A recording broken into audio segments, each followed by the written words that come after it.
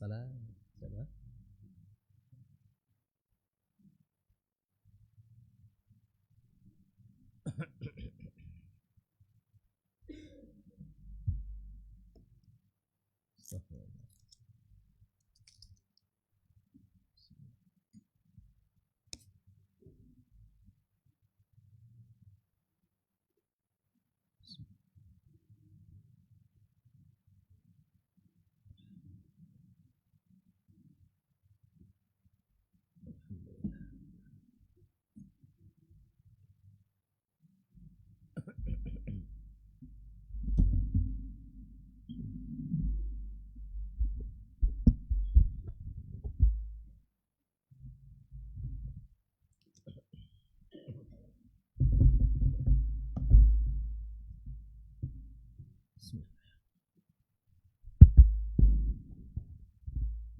Assalamualaikum warahmatullahi wabarakatuh. Innal hamdalillah nahmaduhu wa nasta'inuhu wa nastaghfiruhu wa nastahdihi wa na'udzu billahi min shururi anfusina wa sayyiati a'malina. May yahdihillahu fala mudilla lahu wa may yudlilhu fala hadiya lahu.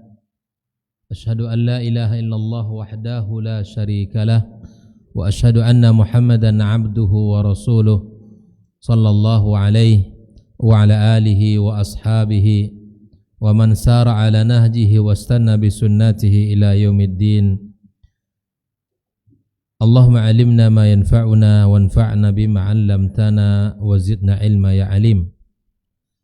Amma ba'd, fa inna asdaqal hadithi kitabullah wa khairal huda huda Muhammad sallallahu alaihi wasallam wa syarrul umuri muhdatsatuha wa kullu muhdatsatin bid'ah wa kullu bid'atin dhalalah wa kullu dhalalatin finnar.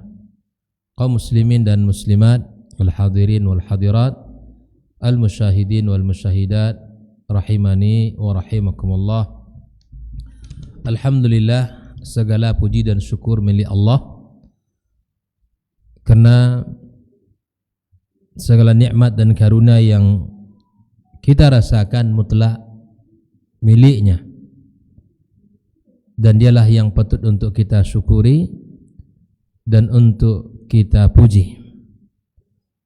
Semoga nikmat-nikmat Allah Subhanahu wa taala ini bisa kita gunakan di dalam ketaatan kita dan ibadah kita kepadanya. Salat dan salam tak lupa dan tak bosan kita sampaikan untuk kekasih kita sallallahu alaihi wasallam, Nabi yang paling berjasa dalam hidup, melebihi jasa daripada orang tua kita. Dengan risalah yang beliau bawa, kita tahu kewajiban kita sebagai hamba, dan kita tahu pula apa yang mesti kita lakukan di dalam kehidupan ini.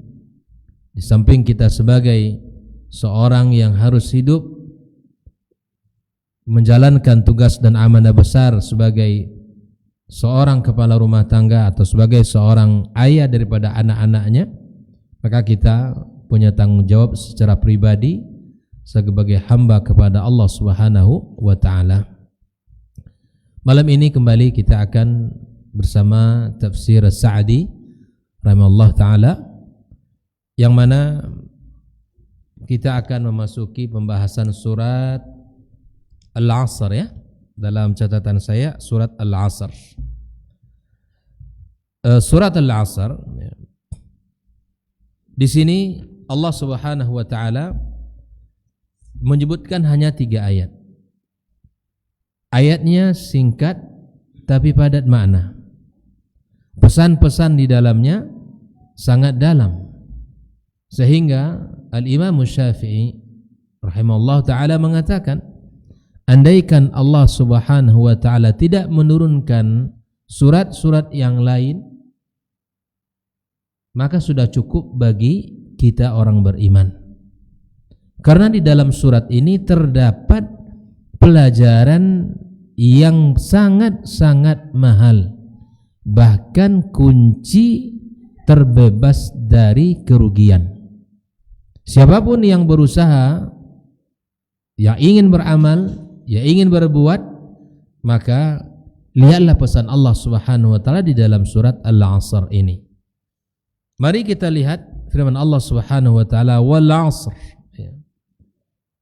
Wal 'asr. Di sini Syekh Sa'di mengatakan aqsama Allah tabaraka wa taala bil 'asr. Allah bersumpah dengan al-'asr. Kata-kata wal 'asr demi masa. Sering kita sebut dengan demi masa. Allah bersumpah dengan waktu. Alladzi huwa al-lailu wan nahar. Yang mana waktu ini adalah waktu di mana kita di waktu siang, di mana kehidupan kita berlaku, kita sebagai seorang yang bekerja, beraktivitas, mencari rahmat Allah di muka bumi, dan di waktu malam di saat kita sudah kembali pulang ke rumah kita, kita rehat, sebagaimana memang malam adalah sebagai pakaian bagi kita.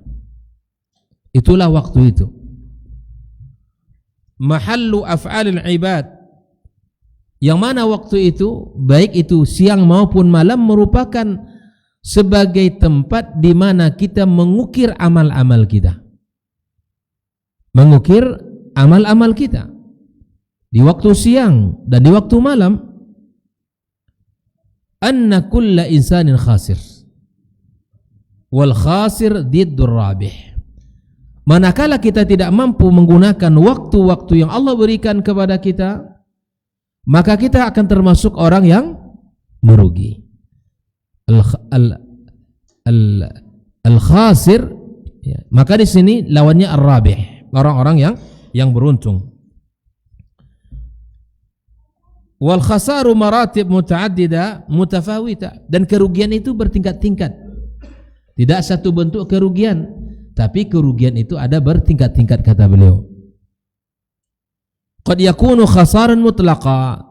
Kerugian itu bisa jadi secara mutlak, dia rugi sudah.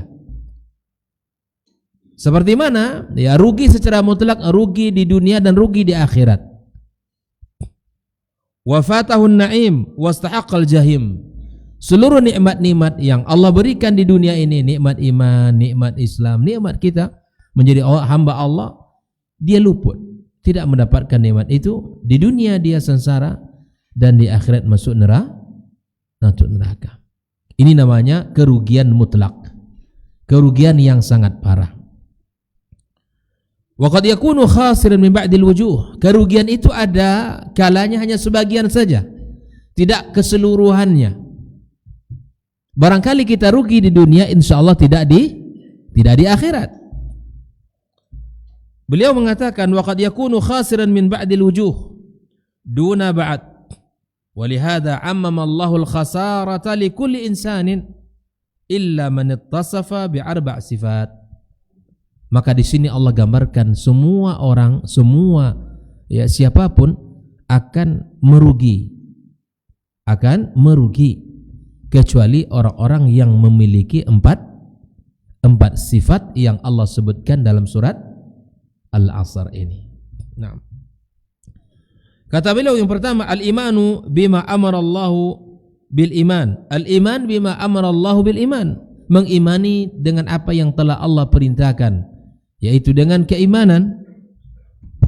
Wala yakunu al-iman bidunil amal. Ingat, yang pertama yang tidak merugi, ini saya akan bacakan dulu perkataan Syekh Sa'di secara umum ya. Maka kemudian di sini dia menjelaskan satu persatu apa saja yang tidak merugi atau siapa saja yang tidak merugi. Ayat yang pertama tadi apa? Wal 'asr, demi masa. Maksud al-'asr tadi apa? Siang dan malam dari kehidupan kita, usia kita. Maka sumpah ikhwatal kiram, kalau kita lihat secara hukum, dia adalah ibadah. Dan Allah Subhanahu wa taala boleh bersumpah dengan apa saja dari makhluknya, namun kita sebagai makhluk tidak boleh bersumpah kecuali atas nama Allah semata. Itu poin yang kedua. Poin yang ketiganya ikhwatal kiram, Allah apabila bersumpah dengan waktu, dengan makhluk secara umum apa saja, karena bukan hanya waktu al-asr saja Allah bersumpah. Allah mengatakan wal fajr, demi waktu fajar, apalagi wad-duha, dan sangat banyak Allah bersumpah dengan waktu ini, jenis-jenis waktu. Ada waktu asar, ada waktu fajar, ada waktu duha, ada waktu malam, wal lail. Semuanya Allah bersumpah. Karenanya kata Syekh Shalih Al-Utsaimin rahimahullah taala, apabila Allah bersumpah kepada atau atas nama makhluknya, Allah bersumpah dengan salah satu makhluknya, maka makhluk itu memiliki kedudukan di sisinya. Salah satu hal yang sangat agung. Allah bersumpah dengan waktu al-asr, bersumpah dengan waktu duha, bersumpah dengan waktu fajar. Nah, ini menunjukkan bahwa waktu-waktu itu adalah waktu yang sangat agung di sisinya. Allah ingin menyampaikan hikmah kepada kita bahwa waktu itu adalah mahal. Bahkan orang mengatakan, ya, waktu adalah uang. Kalau orientasinya uang, waktu itu adalah uang. Sebagian orang mengatakan karena memang orientasinya uang. Dengan waktu itu dia menghasilkan uang. Tapi orang beriman, waktu itu adalah kesempatan untuk mendapatkan pahala. Makanya perkataan yang sering kita ucapkan atau sering kita sampaikan tentang perkataan waktu ini adalah tentang apa yang dikatakan oleh Hasan al-Basri. Ya, waktu di mana kita diingatkan oleh beliau. Ya ibn Adam, kata beliau, innama anta ayyam. Wahai anak manusia, kalian itu hanya hitungan hari-hari saja. Kita tak lebih dari hitungan hari. Kemudian hari ini lewat, kemudian menjelang hari berikutnya, datang lagi hari berikutnya. Bergulir setiap waktu. Waktu ini kita lewati. Makanya kata beliau, fa idza dhahaba yaumun dhahaba ba'duk. Kalau hari itu sudah lewat, sudah pergi, sudah habis, sudah sebagian diri kamu. Waktu yang kelewat tidak akan bisa kembali. Waktu yang sedang kita manfaatkan, waktu yang akan datang kita rencanakan. Jelas? Yang sedang kita manfaatkan, yang akan datang kita mencoba untuk merencanakan kebaikan. Karena tidak ada satupun yang bisa memastikan dia akan bisa hidup sampai besok pagi, tidak ada. Karena itu semua rahasia Allah Azza wa Jalla. Maka itu ikhwatal kiram, manfaatkan waktu-waktu kita dengan sebaik-baiknya. Setelah itu Allah Subhanahu wa taala mengatakan innal insana lafi khusr. Innal insan, sesungguhnya manusia ini, kita manusia adalah merugi. Nah, disinilah Allah Subhanahu wa taala menyebutkan karakter-karakter yang tidak masuk di dalam kerugian itu. Yang pertama, illal ladzina amanu. Nah, di sini Syekh Sa'di mengatakan al-iman bima amara Allahu bihi, mengimani dengan apa yang telah Allah perintahkan untuk diimani. Al-imanu billah wa malaikatihi wa kutubihi wa rusulihi. Mengimani seluruhnya, iman kepada Allah, iman kepada kitab-kitab yang diturunkan, iman kepada para rasul, iman kepada malaikat-malaikatnya, iman kepada yaumul akhir, dan iman kepada takdir yang baik maupun yang buruk. Kita imani itu, semuanya kita imani. Beriman kepada Allah Subhanahu wa taala, dan ingat kata Syekh Sa'di, wala yakunul iman bidunil ilm. Iman tidak akan sempurna tanpa ilmu. Perhatikan itu. Tidak akan sempurna iman kita ini khudal kiram tanpa kita barengi dengan ilmu. Orang banyak beriman tapi tanpa ilmu. Maka ilmu menjadi jalan kesempurnaan iman kita. Siapa yang beriman kepada Allah, maka wajib untuk belajar. Dan belajar adalah jalan di mana kita akan meniti surga Allah Subhanahu wa taala. Makanya ketika orang diberikan Allah Subhanahu wa taala kemudahan di dalam memahami agama Allah ini, itu tanda Allah menginginkan kebaikan kepada kita. Kita mengilmui banyak hal dalam kehidupan ini. Mengilmui banyak hal. Segala hal yang kita butuhkan kita wajib mengilmuinya. Ibu-ibu misalnya hari ini Bu ya buat apa? Buat kue misalnya. Kira-kira ibu ketika para ibu-ibu ini sebelum membuat kuenya atau sebelum dia memutuskan untuk membuat sesuatu, maka pastilah ibu-ibu ini mesti belajar. Paling tidak bertanya kepada orang yang sudah melakukan. Buat kue. Untuk kue saja kita perlu belajar. Kalau gagal bisa kita ulang. Tapi untuk keselamatan dunia akhirat kita terkadang tidak mau belajar. Untuk sekadar membuat kue kita, bahkan sebagian orang kursus, ikut pelatihan, berbayar. Setelah itu baru dia buat. Belum langsung berhasil, bisa jadi gagal dulu. Gagal sekali, 2 kali, 3 kali, tidak pernah putus dan tidak pernah berhenti. Itu untuk urusan perut.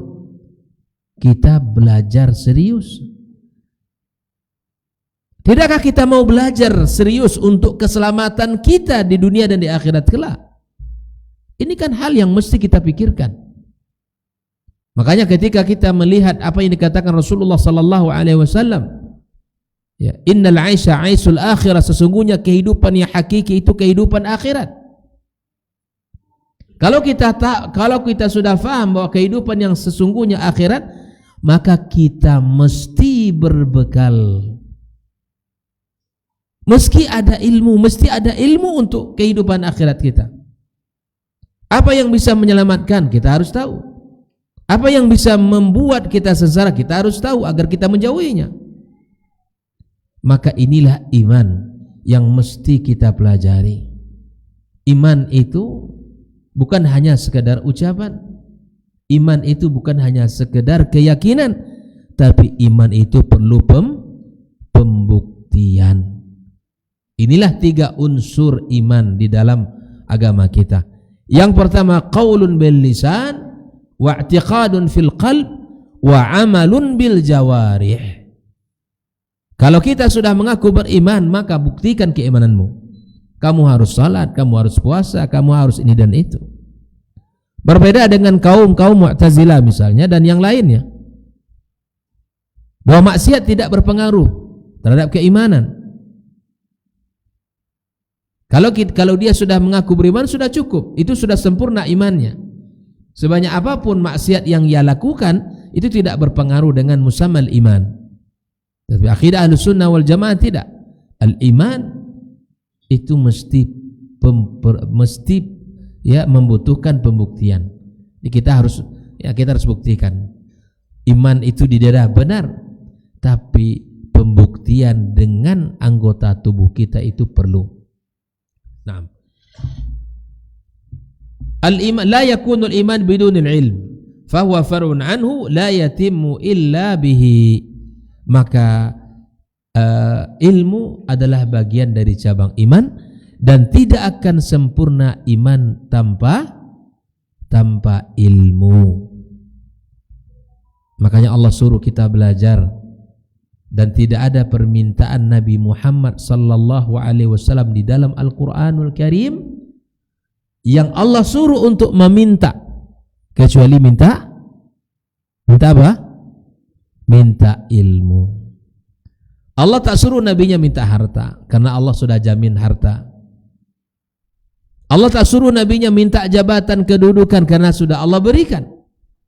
Tetapi Allah suruh Muhammad sallallahu alaihi wasallam untuk meminta ilmu.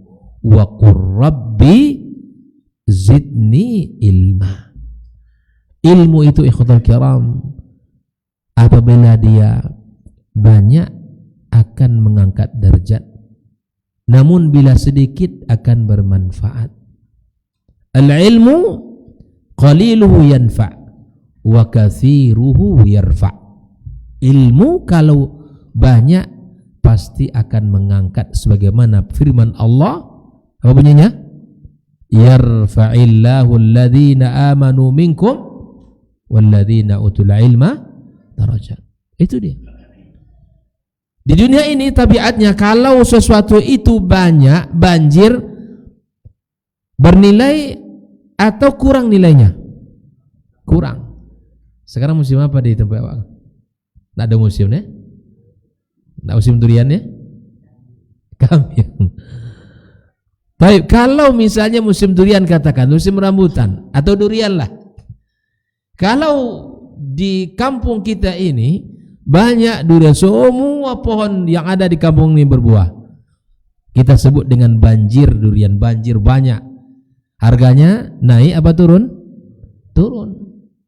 Tapi tidak dengan ilmu, ikhwatul kiram. Ilmu semakin banyak dimiliki oleh seseorang, semakin tinggi nilainya. Tapi masalah dunia, kalau dia semakin banyak tersedia, semakin turun nilainya. Namun berbeda dengan ilmu, kalau semakin banyak dia punya ilmu, semakin tinggi kedudukannya di sisi Allah Subhanahu wa taala. Maka oleh karenanya nasihati diri kita dan anak-anak kita agar selalu belajar ilmu, terus belajar dan belajar. Ya. Alhamdulillah majelis ilmu sudah tersedia, tinggal lagi mau melangkah duduk di majelis ini. Melangkah ke masjid dan duduk di majelis seperti ini. Ikhwatal kiram rahimakumullah. Nah, ini yang pertama. Orang-orang yang selamat itu orang yang beriman. Taib, yang kedua, wa amilus salihat. Wa amilus salihat. Syarat pertama orang selamat dari kerugian adalah iman. Yang kedua adalah amal saleh. Amal saleh. Kita ini diciptakan Allah Subhanahu wa taala. Allah ciptakan kehidupan dan kematian tidak lain tidak bukan untuk mencari siapa yang terbaik amal. Dan misi kita hidup di dunia ini tidak ada yang lain, hanya untuk ibadah kepada Allah. Bahkan kita katakan qul inna salati wa nusuki wa mahyaya wa mamati lillahi rabbil alamin. Kita sudah ikrarkan itu, bahwa hidupku, matiku, ibadahku untuk Allah Subhanahu wa taala. Untuk Allah. Maka apapun yang kita kerjakan lillah. Dan itulah salah satu syarat agar diterima amal kita oleh Allah Subhanahu wa taala. Wa amilus salihat. Amal saleh tidak akan dikatakan amal, akan tidak diterima Allah Subhanahu wa taala sebagai amal kecuali memenuhi dua syarat. Yang pertama al-ikhlasu lillah.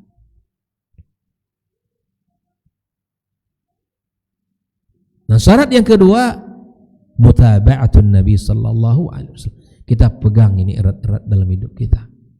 Kita beramal sesuai dengan panduan, bukan hanya sekedar sesuai dengan keinginan. Kita beribadah kepada Allah bukan sesuai keinginan kita, tetapi sesuai keinginan Allah dan Rasulnya sallallahu alaihi wasallam. Menurut kita baik, iya, tapi menurut Allah dan Rasul belum tentu.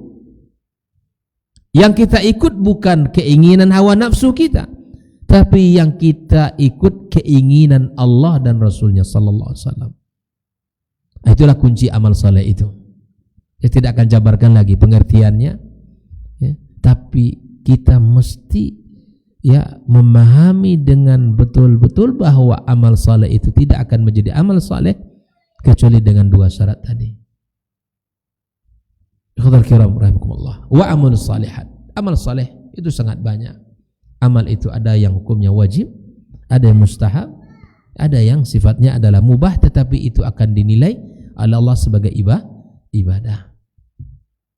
Amal ada yang merupakan satu kewajiban yang memang wajib untuk kita lakukan, berdosa kita tinggalkan. Seperti salat yang kita lakukan. Maka itu ikhwatul kiram, Syekh Sa'di mengatakan wa hadza syamin li af'alil khairi kulliha. Amal saleh itu mencakup seluruh kebaikan. Di amal saleh itu tidak hanya dalam masjid, dalam musalla, ya, tetapi mencakup seluruh kebaikan. Az-zahirati wal batinati. Amal saleh itu mencakup amal yang zahir. Amal yang zahir itu seperti salat ini. Ya, dan amal batin, seperti apa amal batin itu? Siapa yang tahu? Amal batin itu amal qulub. Iya, keikhlasan, ketawakal, rasa takut kepada Allah, ar-raja, khauf, itu semua amal batin. Dan itu mesti ada di dalam diri kita. Sebagaimana kita secara zahir beribadah kepada Allah, maka batin kita juga melakukan ibadah. Al-muta'alliqati bihuquqillahi subhanahu wa ta'ala wa huquqi ibadihi wa al-wajibati wal mustahabbah. Baik itu yang berkaitan dengan hak-hak Allah subhanahu wa ta'ala dan yang berkaitan dengan hak-hak hambanya. Hak Allah dan hak hambanya kita mesti tunaikan. Kita sebagai seorang muslim tidak boleh abai terhadap hak-hak diri, hak saudara-saudaranya. Tidak hanya cukup kita taat kepada Allah lalu kita tidak mempedulikan orang lain. Kita masih ingat kisah seorang sahabiat yang seorang wanita, ya, yang diingatkan oleh para nabi, oleh para sahabat kepada Nabi kita alaihi salatu wassalam, seorang wanita yang salat malam, siang hari puasa, tapi ibadah sosial, maksudnya hubungan dengan masyarakatnya tidak baik. Apa kata Nabi? Fahiya finnar. Hak-hak saudara kita itu agung di dalam agama ini. Hak saudara kita itu adalah sesuatu yang sangat mulia untuk kita tunaikan sebagaimana kita menunaikan hak Allah Subhanahu wa taala. Jelas ya? Maka seluruhnya kita lakukan. Nah, kemudian ikhwatul kiram rahimakumullah, syarat yang ketiga agar tidak menjadi orang yang merugi, wa tawasau bil haqq. Nah, ini saling memberikan at-tawasi, saling memberikan wasiat di dalam kebenaran, alladzi huwal imanu wal amalus salih. Ini majlis yang kita lakukan hari ini namanya tawasau bil haqq. Saling ingat mengingatkan. Saya ingatkan diri saya dan kita semua melalui firman Allah Subhanahu wa taala dan melalui hadis-hadis Nabi sallallahu alaihi wasallam. Kita ingatkan amal saleh, kita ingatkan diri kita agar berbekal. Kita ingatkan bahwa kita akan berakhir. Kita ingatkan bahwa kita akan menyelesaikan seluruh urusan kita di dunia ini, akan menuju kepada kehidupan yang abadi, yang kekal, yang penuh dengan kenikmatan kalau dia beriman, kalau tidak penuh dengan kesengsaraan. Ini perlu diingatkan. Nah, jiwa kita ini perlu diingatkan. Makanya dulu para sahabat, mereka di antara sama mereka, apa kata mereka?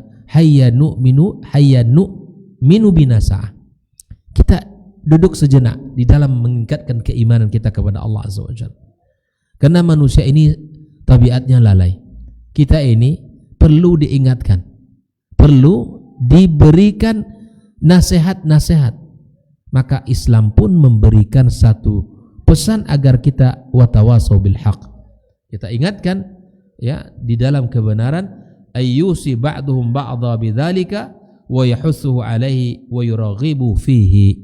Kita saling, ya, menghasung, mengingatkan, yuk kita beramal saleh, yuk kita manfaatkan usia kita, yuk kita gunakan sisa usia, sisa umur yang Allah berikan ini untuk kita ukir dengan kebaikan dan amal saleh. Ikhwatul kiram rahimakumullah. Lalu kemudian yang keempat syaratnya watawasau bis sabar.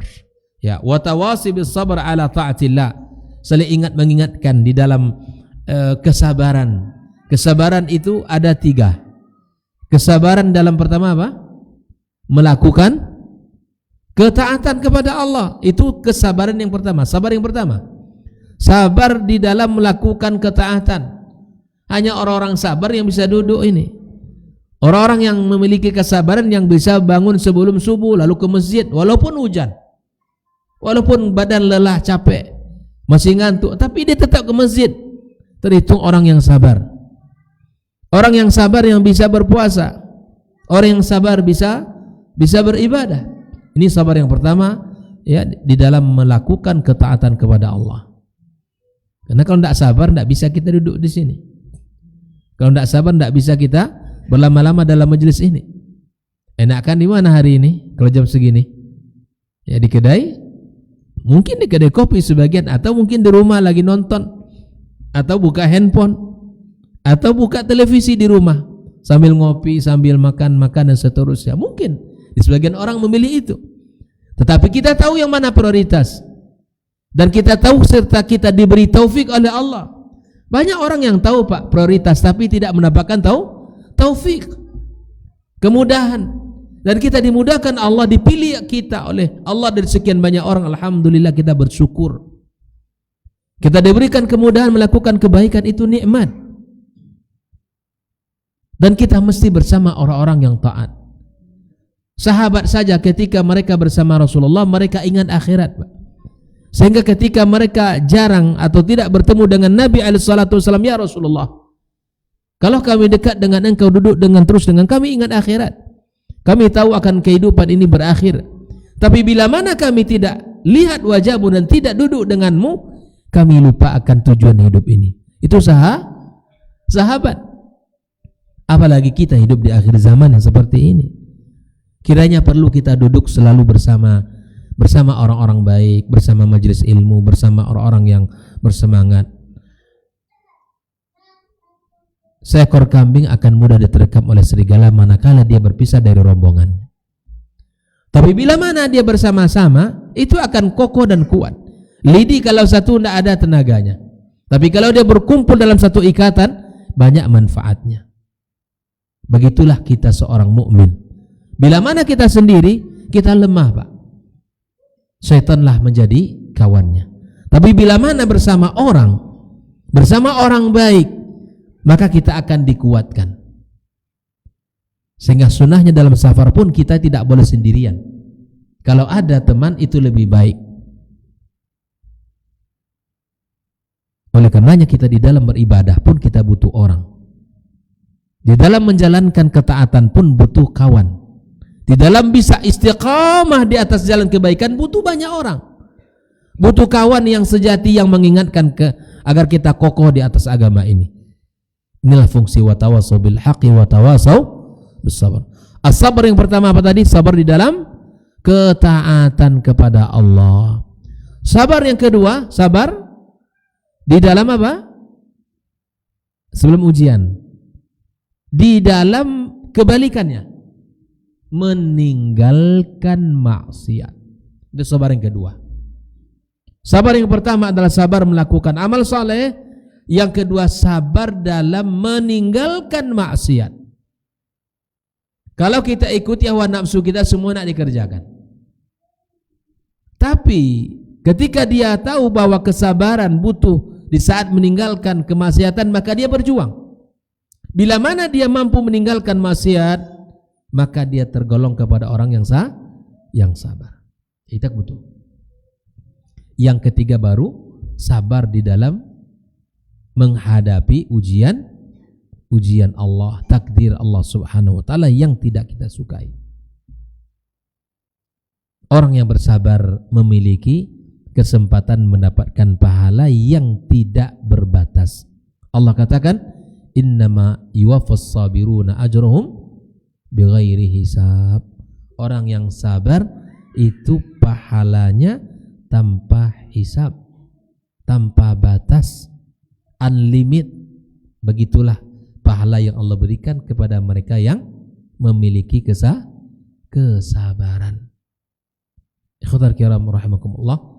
Maka kata Syekh Sa'di, wa tawasi bis sabr ala ta'atillahi wa an ma'siyatillahi wa ala aqdarillahi al-mu'limati. Sabar saling ingat mengingatkan di dalam ketaatan kepada Allah, di dalam menjauhkan diri dari maksiat kepada Allah, dan di dalam menghadapi takdir ketetapan Allah Subhanahu wa taala yang sangat menyedihkan kita. Fabil amrainil awwalaini yakmulul abdu nafsah. Wabil amrainil akhiraini yukammilu ghairah. Perhatikan 4 syarat agar kita tidak merugi itu. Yang pertama iman, yang kedua amal saleh, yang ketiga saling menasihati dalam kebenaran, yang keempat saling menasihati dalam kesalahan. 2 yang pertama seseorang akan menyempurnakan dirinya. Namun 2 yang ketiga atau 2 yang ketiga dan keempat itu akan bisa menyempurnakan diri dan orang lain. Dia saling memberikan manfaat pada orang lain. Dan memberikan nasihat itu bukanlah sesuatu yang sia-sia. Oleh karenanya dengan surat ini seperti yang saya sampaikan tadi, Al-Imam Syafi'i mengatakan andaikan manusia tidak diturunkan lagi oleh Allah Subhanahu wa taala surat yang lain, maka sudah cukup bagi dia untuk berpegang teguh dengan ayat ini, dia akan selamat dunia akhirat. Bila mana dia lakukan yang 4 hal ini, maka dia akan terbebas. Oleh karenanya kita berusaha untuk melihat dan memahami ayat ini dan bisa kita amalkan dalam kehidupan kita. Baik, kita masuk surat yang setelahnya, Al-Humazah. Al-Humazah kita baca ya. Taib, Al-Humazah ini memang bagian yang tidak terpisahkan dari amal-amal yang disebutkan Allah Subhanahu wa taala. Allah katakan wailul likulli humazatil lumazah. Wail artinya al-halak, celakalah, binasalah. Untuk siapa? Untuk setiap orang yang humazatil lumazah. Humazah apa artinya? Pengumpat. Lumazah artinya pencela. Apa beda? Pengumpat dan pencela. Nah, ada beberapa penafsir para ulama. Saya akan bacakan ya. Al-Humazah, Humazah itu lebih identik kepada ghibah.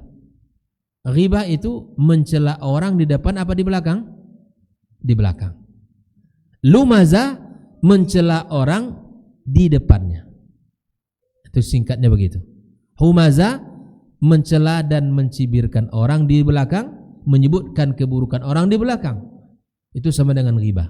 Adapun lumazah itu mencela dan merendahkan orang di depannya. Ada yang mengatakan humazah itu merendahkan orang dengan fisik, mencibir, kemudian memainkan mata, itu namanya humazah.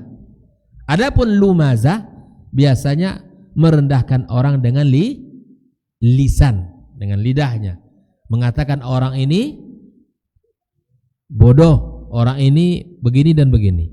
Itu namanya lumazah. Ini 2 makna yang disebutkan oleh para ulama. Saya ulangi, humazah apa tadi? Menghinakan orang atau menyebut kekurangan orang di belakang. Adapun lumazah itu menghinakan orang langsung di hadapannya. Namun ada sebagian juga yang mengatakan humazah itu adalah merendahkan orang dengan anggota tubuhnya, dengan mencibir, dengan memainkan matanya, ya kan? Itu namanya humazah. Ya. Adapun lumazah biasanya merendahkan orang dengan lisan. Nah, berkata Syekh Sa'di di sini, ailladzi yahmuzun nas bi fi'lihi wa yalmazuhum bi qawlihi. Ya, dengan perbuatan itu dengan humazah, adapun dengan lisan itu dengan lumazah. Ya, humazah dengan perbuatan, adapun lumazah dengan lisan seseorang. Banyak orang hari ini kan begitu ya, mencela, merendahkan orang dengan bahasa-bahasa yang sangat menyakitkan hati orang. Naam, ikhwatal kiram rahimakumullah. Nah, ternyata sifat buruk ini itu dimiliki oleh, di antara ciri-cirinya adalah alladzi jama'a malau wa'addadah.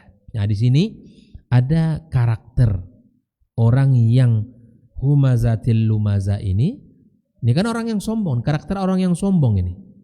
Yang menghina orang itu biasanya orang yang sombong. Tak mungkin dia akan menghina orang kalau dia tidak sombong. Pasti ada sifat kesombongan. Mungkin karena dia kaya, mungkin dia karena tampan, mungkin karena dia seorang yang disegani, yang diberikan kedudukan dan sebagainya. Maka mereka ini memiliki sifat alladzi ya jama'a malan wa'addada, yang mengumpulkan harta lalu menghitung. Mengumpulkan harta boleh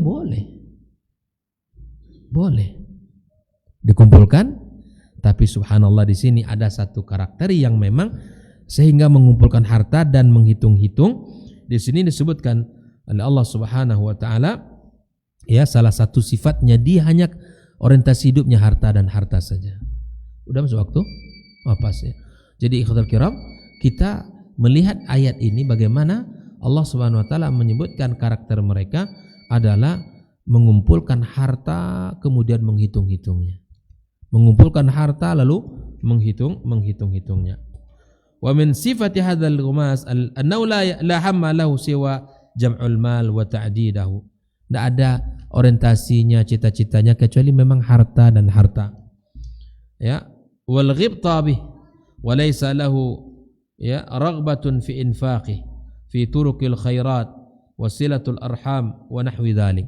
Tapi harta itu hanya ditumpuk untuk dia, tidak digunakan di jalan kebaikan, tidak pernah dimanfaatkan di jalan Allah Subhanahu wa taala. Baik, kita dengarkan azan.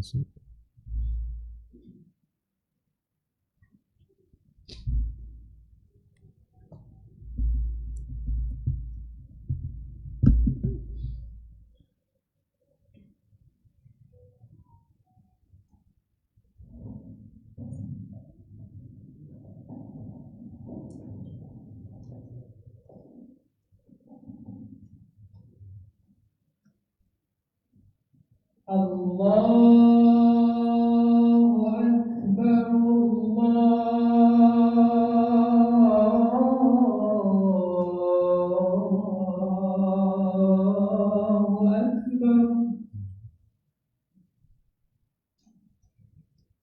Allahu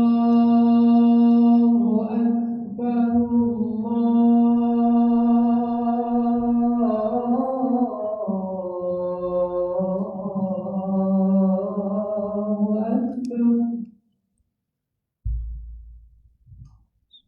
أشهد أن لا إله إلا الله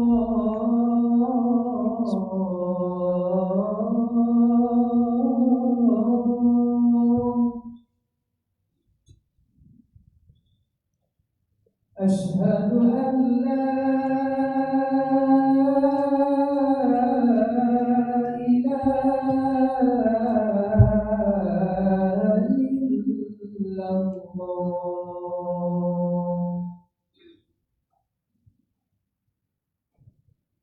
أشهد أن محمدا رسول الله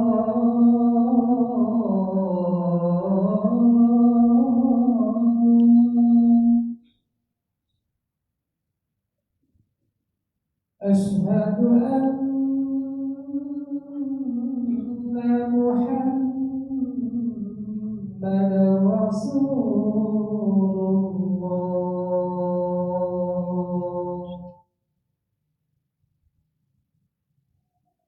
حي على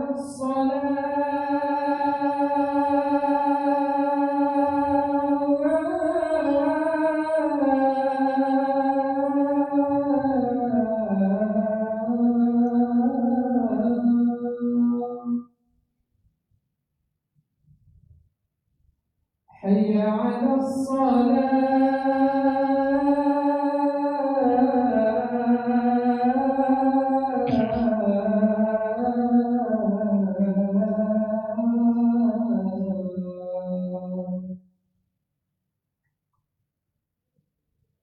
حي على الفلاح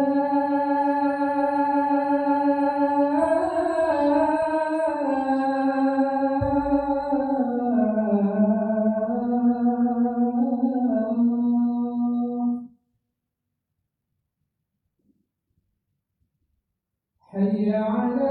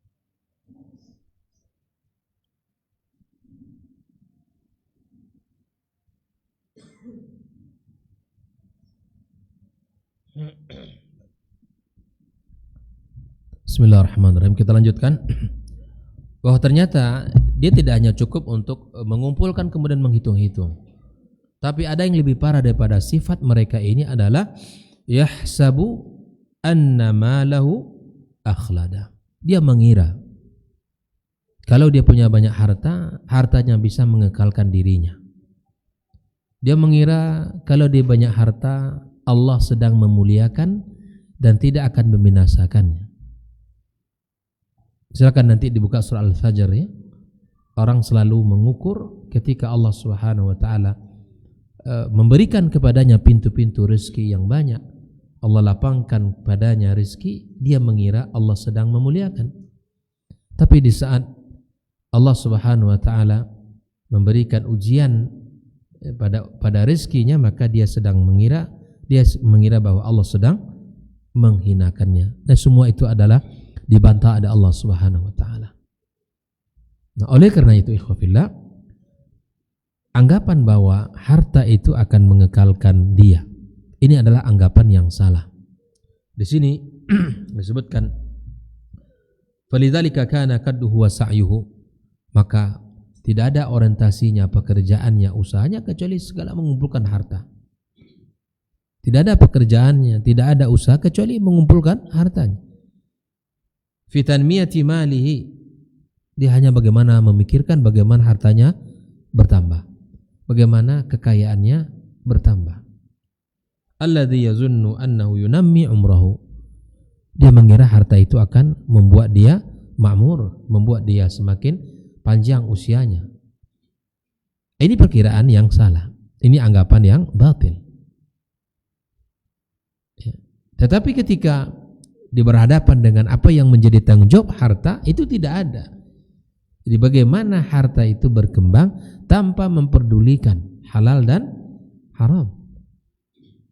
Padahal di dalam Islam telah jelas ayat-ayat dan hadis-hadis yang menyebutkan tentang bab itu. Bahkan Nabi kita mengatakan apa? Lahmun nabata an suhtin fannaru aula bih. Daging yang tumbuh dari sumber yang haram, maka yang paling layak apa? Api neraka. Sementara dia mengatakan Rabbana atina fid dunya hasanah wa fil akhirati hasanah wa qina azabannar. Dia baca doa itu. Tapi dia lupa kalau sumber rezekinya dari sumber yang haram. Dia mengumpulkan harta tidak peduli jalan yang baik ataupun jalan yang buruk. Terus berjuang. Yang penting dia kaya, yang penting hartanya banyak, melimpah ruah, tak peduli. Yang ada dalam orientasinya hidupnya adalah mengumpulkan harta. Baik. Walam yadri annal bukhla yaqsiful a'mar. Dia tidak tahu ternyata bakhil itu akan merontokkan usia. Bakhil itu akan merusak sifat bukhul. Makanya orang yang bakhil itu biasanya orang yang bakhil itu dunia ini sempit bagi dia walaupun dia kaya. Orang yang bakhil itu akan selalu menghadapi hari-harinya dengan berat.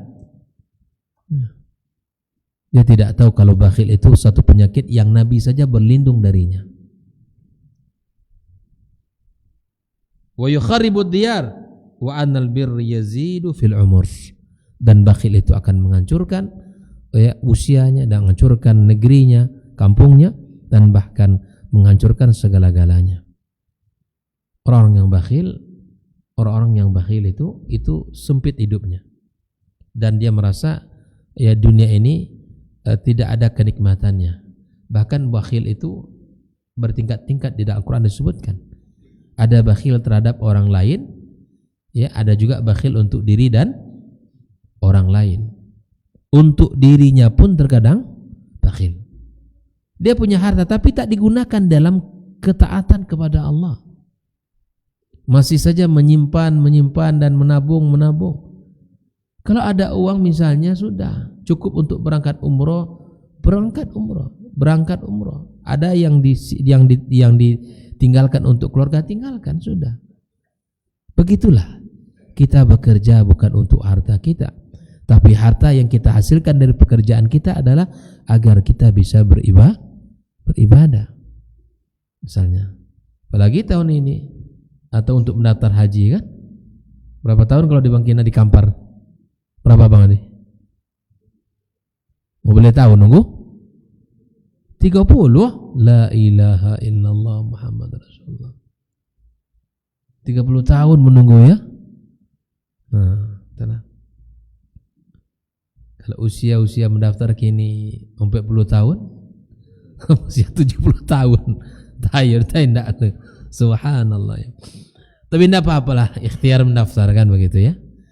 Kalau di kita, kalau di jiran kita di Malaysia itu 100 tahun. Sudah 1 abad nunggu. Toyota tidak kebangkit lain. Bayangkan.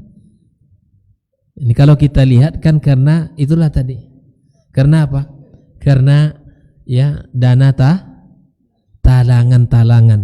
Talang bangkit wadah.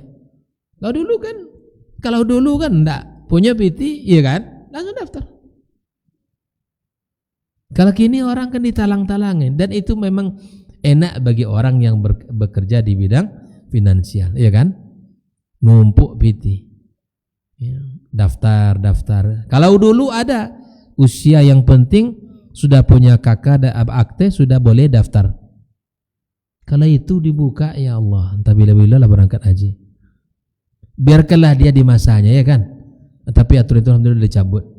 Kan sekarang tak boleh daftar kecuali sudah usia 13 tahun ke atas kalau tidak salah sekarang. Kalau dulu enggak. Lah punyanya akte. Lahirnya seminggu, sebulan, lah punya akte. Lah boleh daftar haji. Nah, 200 juta umat manusia di Indonesia ini. Khatar kiram rahimakumullah. Maka maksudnya di sini bahwa kalaulah kita punya harta, maka harta itu manfaatkan untuk ketaatan kita kepada Allah. Lalu kemudian Allah Subhanahu wa taala bantah apa yang mereka persangkakan itu. Kalla, sekali-kali tidak. Bukan seperti itu. Bukanlah orientasi kalian itu hanya cukup mengumpulkan harta dan menghitung-hitung. Dan bukan juga orang yang punya harta akan kekal. Kalla la yumbadanna fil hutamah. Dia akan masuk kepada neraka al-hutamah. La yatrahanna al-hutama wa ma adraka mal hutama. Allah ulang kembali, tahukah kamu apa yang maksud dengan al-hutamah itu? Allah sebutkan narullahi muqadah. Narullahil muqadah, yaitu api Allah yang dinyalakan. Api azab yang Allah jadikan sebagai tempat penyiksaan orang-orang yang tidak berada di atas ajaran agamanya. Ya. Kenapa disebutkan demikian? Kenapa Allah tanyakan wa ma adraka mal hutama, ta'zim laha wa tahwil lisannya?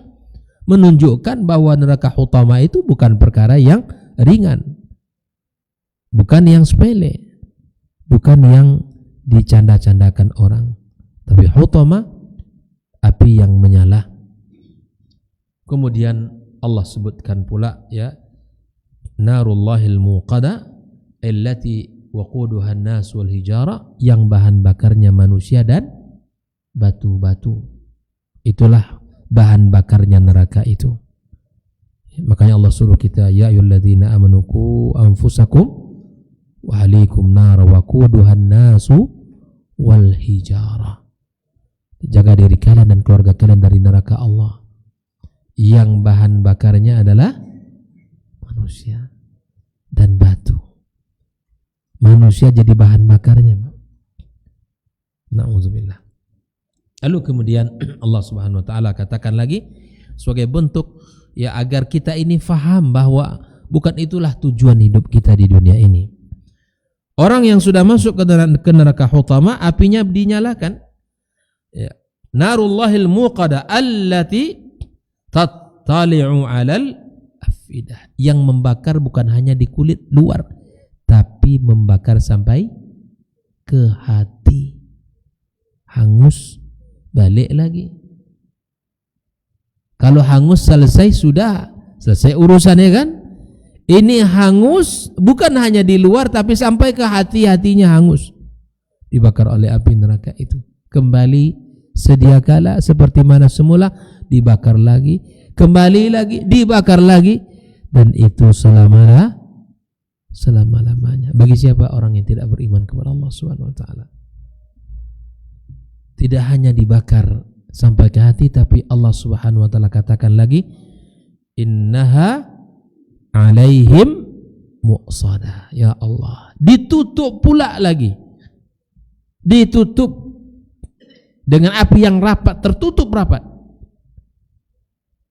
Bayangkan, sudahlah di dalam neraka tertutup rapat pula. Maka subhanallah di sini disebutkan ya oleh Allah Subhanahu wa taala, wa innaha alaihim muqsadah ay mughlaqah. Bayangkan betapa sulitnya, betapa panasnya, betapa ngerinya. Ya. Lalu kemudian Allah sebutkan keadaan mereka di dalam neraka itu fi amadin mumaddada. Mereka ternyata ya digantung di tiang di dalam neraka itu. Dibakar oleh Allah Subhanahu wa taala sampai ke hatinya. Mereka tertutup rapat di dalam neraka itu, udahlah panas dibakar. Lalu kemudian mereka dalam keadaan ya digantung ya li'alla yakhruju minha, mereka ya diikat di tiang-tiang sehingga mereka tidak bisa keluar. Kullama aradu ay yakhruju minha u'idu fiha.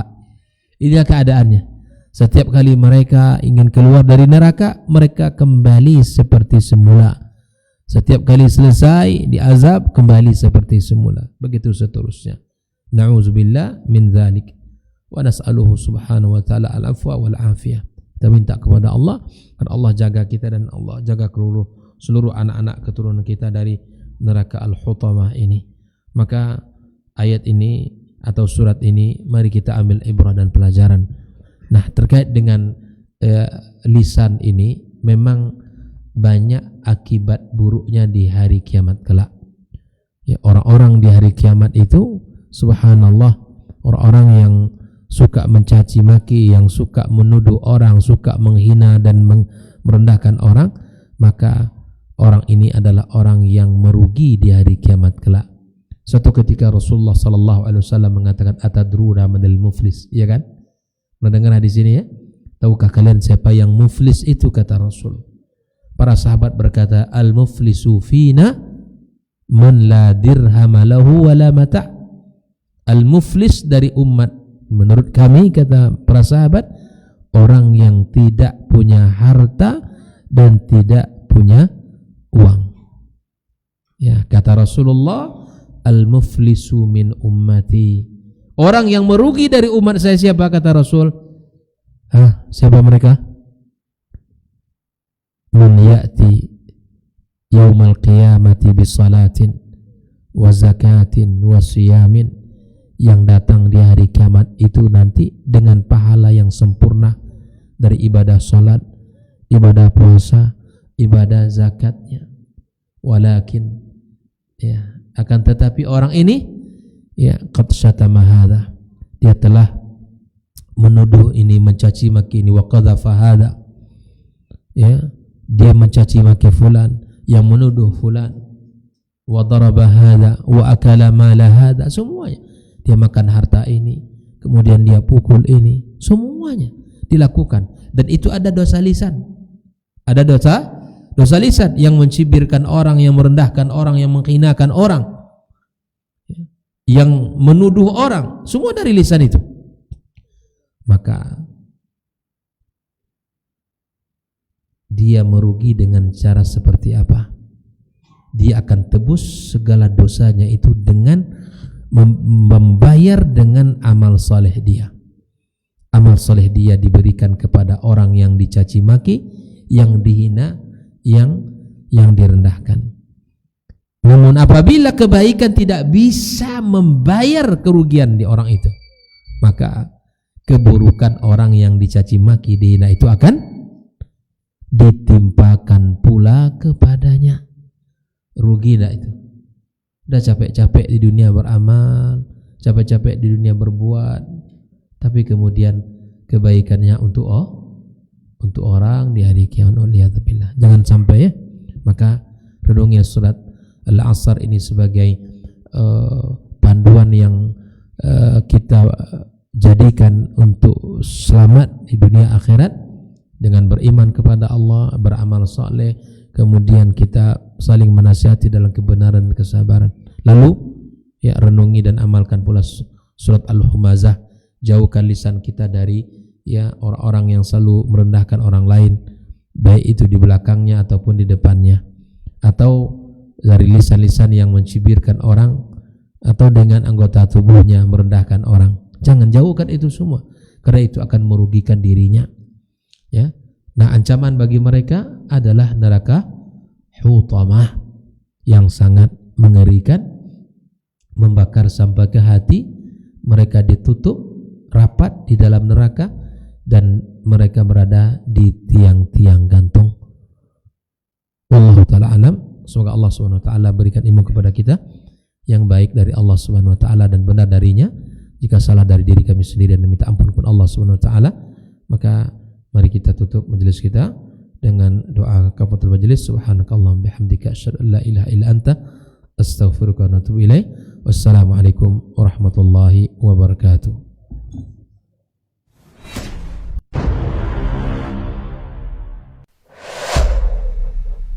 Dunia dan seisinya ini bagi Allah tak sama nilainya dengan sebelah sayap lalat. Barang siapa yang beramal untuk akhiratnya, Allah akan cukupkan baginya urusan dunia. Sayati zamanun 'alan nasi as-sabiru fihim qalqabit al-jamarah. Akan ada satu masa di akhir zaman yang berpegang teguh dengan agamanya seperti orang yang sedang memegang bara